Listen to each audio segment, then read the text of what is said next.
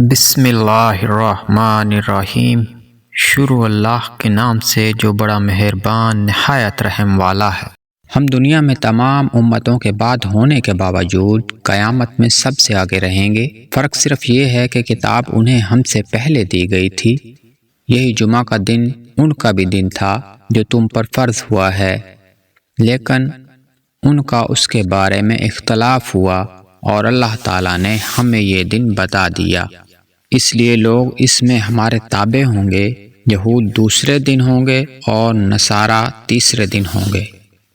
رسول اللہ صلی اللہ علیہ وآلہ وسلم نے فرمایا کہ جو شخص جمعہ کے دن غسل جنابت کر کے نماز پڑھنے جائے تو گویا اس نے ایک اونٹ کی قربانی دی۔ اگر اول وقت مسجد میں پہنچا اور اگر بعد میں گیا تو گویا ایک گائے کی قربانی دی، اور جو تیسرے نمبر پر گیا تو گویا اس نے ایک سینگ والے مینڈھے کی قربانی دی، اور جو کوئی چوتھے نمبر پر گیا تو اس نے گویا ایک مرغی کی قربانی دی، اور جو کوئی پانچویں نمبر پر گیا تو اس نے گویا انڈا اللہ کی راہ میں دیا۔ لیکن جب امام خطبہ کے لیے باہر آ جاتا ہے تو ملائکہ خطبہ سننے میں مشغول ہو جاتے ہیں۔ نبی کریم صلی اللہ علیہ وآلہ وسلم نے فرمایا کہ جو شخص جمعہ کے دن غسل کرے اور خوب اچھی طرح سے پاکی حاصل کرے اور تیل استعمال کرے یا گھر میں جو خوشبو میسر ہو استعمال کرے، پھر نماز جمعہ کے لیے نکلے اور مسجد میں پہنچ کر دو آدمیوں کے درمیان نہ گھسے، پھر جتنی ہو سکے نفل نماز پڑھے،